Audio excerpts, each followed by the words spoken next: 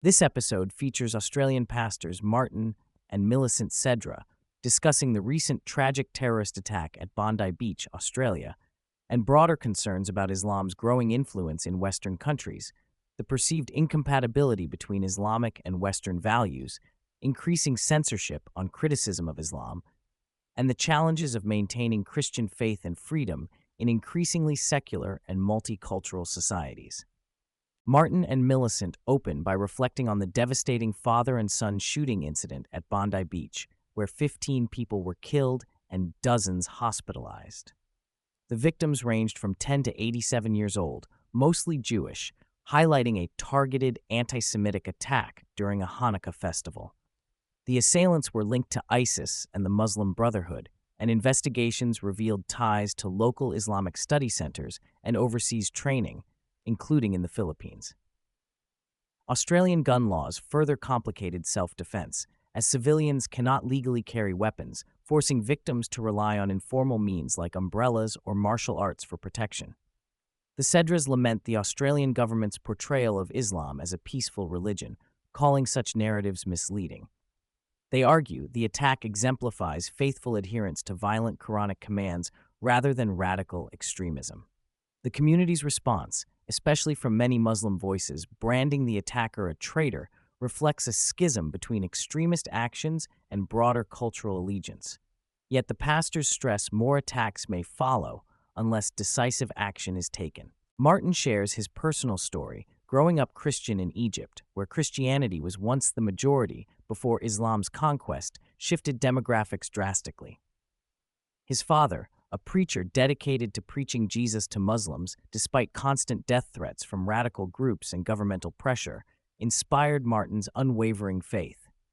He recounts miraculous incidents where attempts to kidnap and murder his young brothers were inexplicably thwarted, an event leading the would-be assassins to convert to Christianity.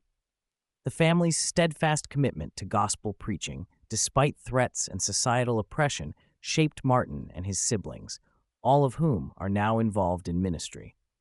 Their narrative illustrates the severe persecution Christians face in Muslim-majority contexts and contrasts it with their experiences in Australia, where religious expression faces different yet significant challenges.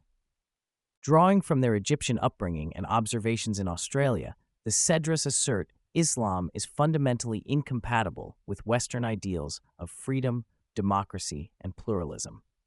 They argue Islam is not merely a religion, but also a political movement aimed at imposing Sharia law and expanding its influence, often through migration rather than conversion. They highlight the double standards between how Christians and Muslims are treated in various countries. Muslims openly practice their faith, build mosques, and evangelize in Western countries, while Christians face severe persecution in many Muslim nations, risking death for public expression of their faith. The discussion includes criticism of Australia's government and Prime Minister Anthony Albanese for downplaying Islamic extremism and focusing disproportionately on right-wing extremism.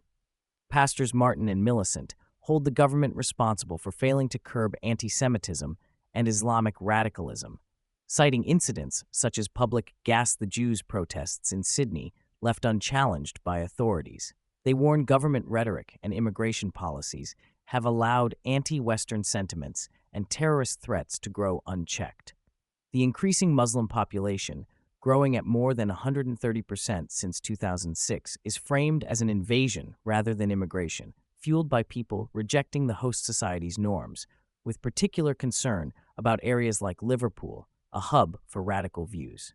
Reflecting on Australia's strict gun control following the 1996 Port Arthur massacre, the Sedras express frustration that law-abiding citizens lack means to defend themselves against attackers. The law prohibits carrying defensive weapons, including pepper spray and knives, leaving citizens vulnerable and reliant on non-lethal objects like umbrellas or physical self-defense training. The pastors argue that this disarms good guys, while criminals and extremists still find ways to arm themselves. The Sedras highlight increasing government pressure on Christian preachers in Australia through hate speech laws. Authorities reportedly surveil and visit their church after sermons addressing Islamic doctrine, classifying scriptural and historical critiques as hate speech. The pastors warn the crackdown aims to silence criticism of Islam under the guise of protecting harmony, conflating ideological critique with racial or religious hatred. New legislation threatens jail time for pastors or parents praying for homosexual persons, viewed by the Sedras as an assault on religious freedom and biblical values. They lament Australia's growing secularism and rejection of Christianity in public life, signaling a cultural shift that undermines the nation's Christian foundations. Martin discusses dramatic cultural changes in Australia, the decline of Christian adherence from 96% in 1940 to approximately 40% today, and the rise of atheism and LGBTQ movements. He connects this spiritual decline with societal pride and moral decay, drawing parallels to biblical narratives such as King Nebuchadnezzar's downfall due to pride. The public display of LGBTQ symbols on landmarks like Sydney's Harbour Bridge replaces traditional Christian symbols, reflecting a transformation in national identity. The pastors warn that rejection of biblical morality leads to increased societal dysfunction, sexual perversion, and insanity, quoting Romans 1 as a prophetic framework for what they witness. A significant portion of the conversation focuses on Islam's treatment of women and sexuality. The Sedras describe Islam as a sexually perverted religion founded by Muhammad, who they accuse of marrying and raping a 6-year-old girl and tolerating practices such as wife-beating, sexual slavery, and harsh punishments.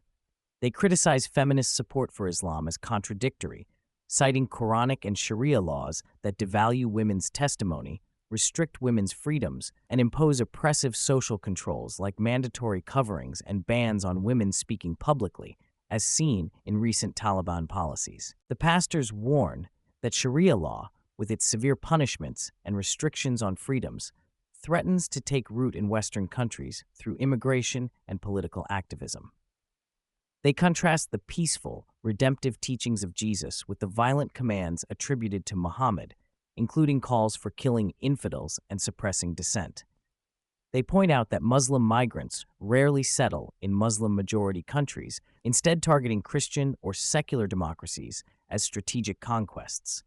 The rapid growth of Muslim populations via high birth rates, contrasted with low birth rates and abortion trends among Western Christians, is described as a demographic jihad aimed at ultimate domination.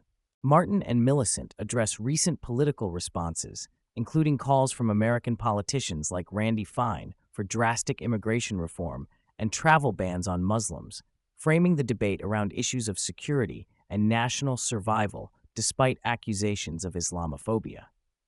The pastors describe attempts by Muslims and left-wing groups to silence Christian voices through violence or legal restrictions, emphasizing a lack of intellectual engagement on Islam's compatibility with democratic values. They recount failed attempts to debate Muslims, who often avoid dialogue and respond with intimidation or threats. Despite the dangers, the Sedras affirm their commitment to preaching Jesus and spreading the gospel worldwide. They emphasize the power of faith, divine protection, and the hope found in Christianity amid persecution and cultural hostility. Sharing stories of miraculous preservation and conversion inspires their call to courage and evangelism. They discuss their church planting efforts across America and encourage believers to stand firm amidst rising secularism, cultural erosion, and political pressures. The episode closes with calls to greater Christian family growth, prayer, and active resistance to ideologies undermining Western civilization's Judeo-Christian foundations.